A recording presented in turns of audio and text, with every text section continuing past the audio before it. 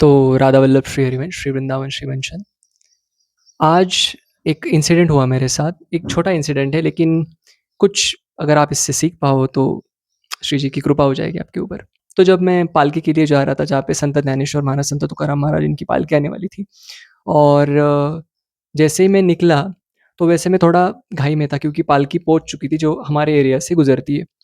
तो ऐसा हुआ कि फिर मैं ऑटो में बैठा, भैया को बोला चलो और वहाँ पे मैंने अपना छाता ऐसे लटका दिया और जैसे ही वो डिस्टेंस कम होने लगा तो बोलते हैं ना हमारी जैसे कि एक्साइटमेंट बढ़ जाती है, तो वैसे ही मेरी एक्साइटमेंट बढ़ी थी और उस एक्साइटमेंट के चक्कर में मैं पेमेंट करके वैसे ही चला गया और छाता मेरा ऑटो में ही रह गया।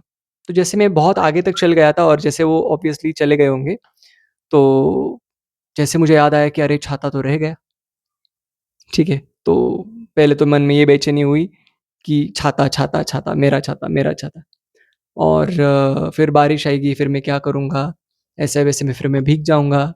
तो ऐसे मन ने ऐसे मुझे ये चीज़ें दिखाना स्टार्ट कर दिया, जो हमारा मन है, उसने मुझे ये चीज़ें दिखाना स्टार्ट की। उसके बाद ऐसा हुआ कि मैं जैसे हम नाम जप करते हैं, काउंटर साथ में रखते हैं, तो जप करते टाइम पे वो बार-बार वो चीज़ मेरे याद को आ रही थी और मैं तो मतलब मन को यही बता रहा था कि छाता है, छोड़ो, दूसरा आ जाएगा।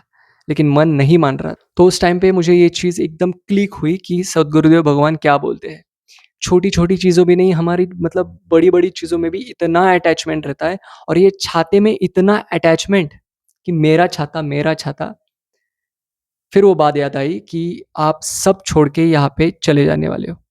आपका शरीर आपके साथ नहीं जाएगा, आपके माँ-बाप, आपके पुत्र, आपके पत्नी, आपके रिश्तेदार, आपके दोस्त, कोई भी आपके साथ नहीं जाएगा।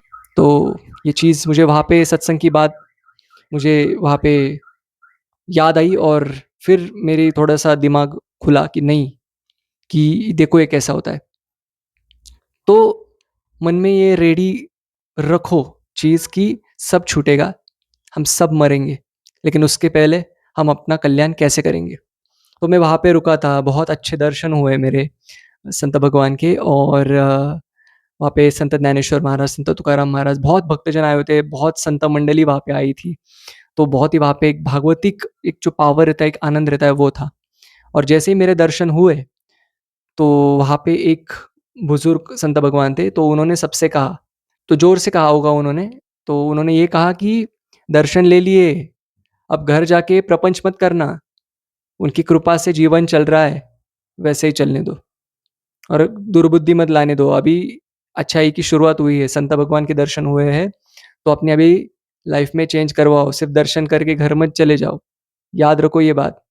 तो मैंने बोला भाई ये श्री जी का ही मैसेज था उन सब के लिए, मेरे लिए और वो मैसेज मैं आपको देना चाहता हूँ कि जो हम उपवास करते हैं, जो हम व्रत करते हैं, जो हम भगवान की पूजा करते हैं, भगवान की सेवा करते हैं, उनके लिए सब करते हैं, तो भगवत प्राप्ति की इच्छा रखो। कोई दूसरी चीज़ों की आप चाहत मत रखो, वो भगवत प्राप्ति में आपको बाधा ज़रूर पहुँचाएगी। तो वहाँ पे ये चीज़ मुझे क्लिक हुई और यही मैं सबको बताना चाहता हूँ। राधा वल्लभ श्री अरविंद, श्री वृंदावन जी।